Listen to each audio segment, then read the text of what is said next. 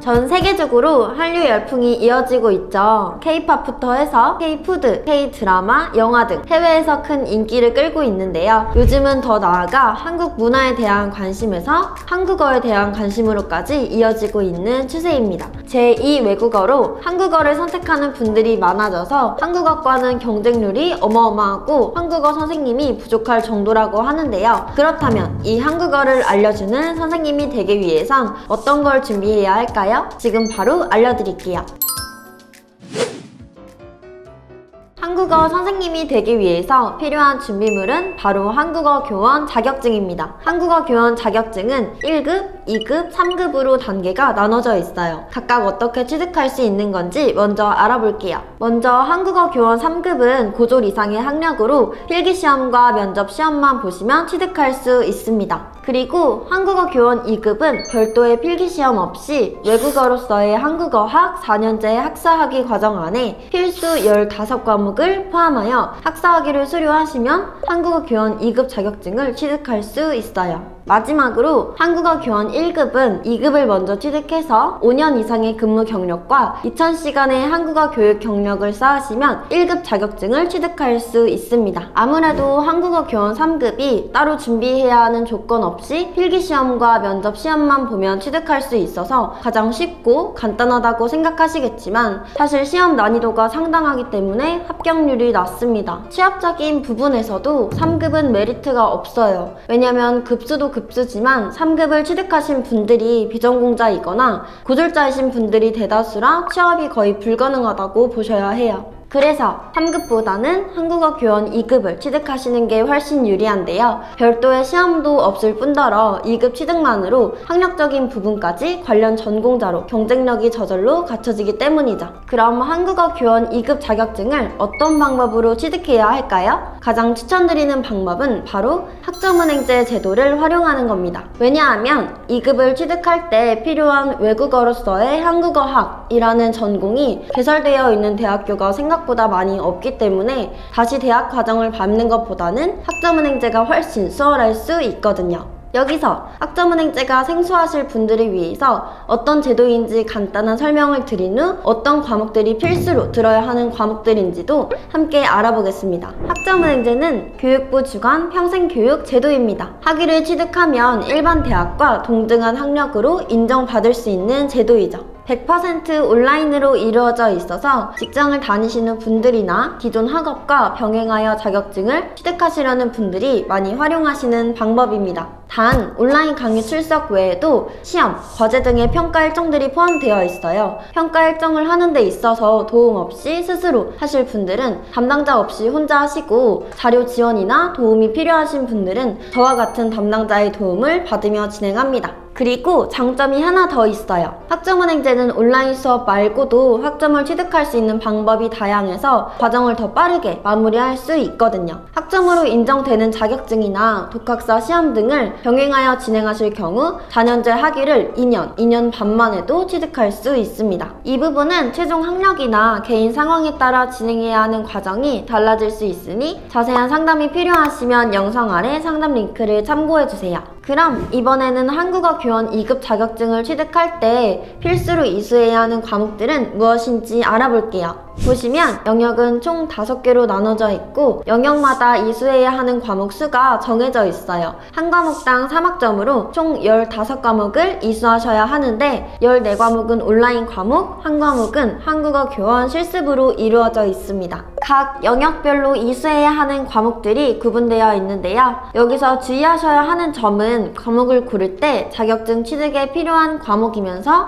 동시에 학위 과정에서 전공 필수 과목으로 인정받을 수 있는 과목 위주로 선택하셔야 합니다. 이게 무슨 말이냐면요. 학위를 취득할 때 전공 필수와 전공 선택이 나눠져 있는데 전공 필수 과목을 한 과목이라도 이수하지 않았을 경우 학위를 받을 수 없어요. 전공 필수가 아닌 전공 선택으로 인정되는 과목으로 골라서 수강을 하셨을 경우 부족한 전공 필수 과목을 다시 이수하신 후 학위를 신청하셔야 하는 곤란한 상황이 생길 수 있어요. 과목 선택은 무조건 신중하게. 또 많은 분들이 한국어 교원 실습도 궁금해 궁금해하실 것 같은데요. 한국어 교원 실습은 15주 과정으로 과목을 진행하는 교육원이나 대학교마다 구성은 조금씩 다르지만 강의 참관 수업과 모의 수업, 강의 실습으로 구성이 되어 있습니다.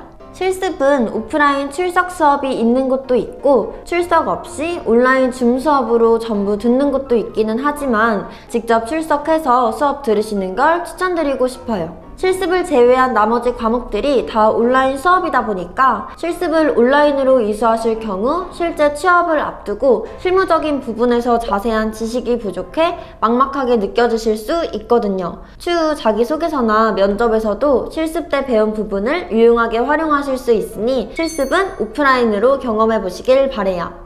그리고 실습을 신청하실 때 주의하셔야 하는 점이 하나 있는데요. 실습 진행 이전에 1영역에서 한 과목 이상 3영역 과목들을 포함하여 총 8과목을 이수해 놓으셔야 실습 과목 신청이 가능합니다. 기준에 맞춰 이수하지 않으실 경우에는 신청을 못해요. 꼭 체크하세요. 지금까지 한국어 교원 2급 자격증을 취득하는 방법을 알려드렸는데요. 많은 분들이 학점은행제를 활용하시는 만큼 학점은행제를 진행하면서 주의해야 하는 점을 마지막으로 설명드리고 마칠게요. 주의사항은 총 2가지입니다. 첫 번째 주의사항은 연간이수 제한 학점. 연간이수 제한 학점이란 일반 대학교처럼 한 학기 1년에 이수할 수 있는 학점이 제한되어 있는 겁니다. 학점은행제는 한 학기에 최대 8과목 24학점, 1년에 최대 14과목 42학점만큼만 인정받을 수 있어요. 예를 들어 나는 딱 필수 15과목만 이수하면 된다 라고 했을 때 1학기 7과목, 2학기 8과목을 들어버리시면 절대 안 된다는 거죠.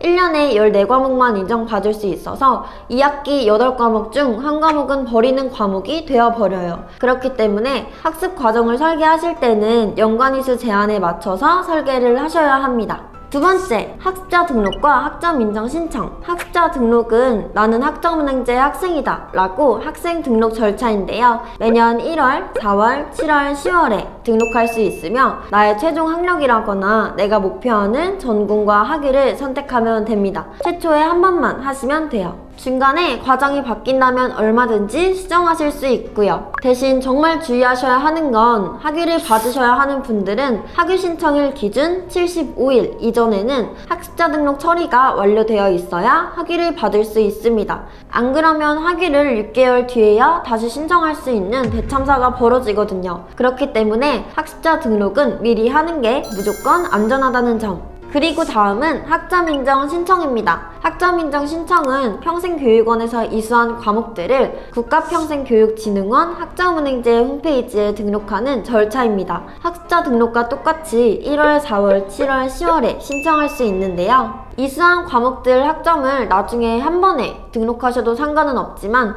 한 학기 이수하신 과목들은 다음 분기에 바로바로 등록하시는 걸 추천드려요. 내가 설계한 과정에 맞춰서 잘 진행하고 있는지, 빠뜨린 과목은 없는지 미리미리 확인하면서 더욱 안전하게 과정을 마칠 수 있거든요. 이런 행정처리 부분은 사실 모르시는 분들이 정말 많으신데 아는 만큼 안전하게 진행할 수 있다는 걸 꼭 기억하셔야 합니다. 어렵거나 두렵게 느껴지신다면 담당자의 도움을 받으면서 진행하시는 게 안전합니다. TV나 유튜브를 보면 한국 문화를 좋아하는 외국분들이 지금도 많지만 점점 늘어나고 있는 것 같더라고요. 그만큼 한국어 교사의 직업 전망도 엄청 밝을 것 같습니다. 많은 분들이 도전해보셨으면 좋겠어요. 이번 영상은 여기까지 준비했고요. 더 궁금하신 점이 있다면 영상 아래 상담 링크를 확인해주시면 됩니다. 지금까지 가시TV 권규리 담당자였습니다. 안녕! 더 궁금하신 점이 있거나 영상에 나온 선생님과 상담을 원하시면 글씨는 제목 아래에 있는 더보기란을 클릭, 상단에 있는 상담 링크를 클릭하셔서 문의를 남겨주시면 됩니다. 모바일은 화면 아래에 있는 더보기란을 터치, 상담 링크를 확인해보세요. 카카오톡 상담은 댓글에 있는 링크를 클릭하셔서 궁금하신 내용 남겨주시면 빠르게 답변 도와드리겠습니다.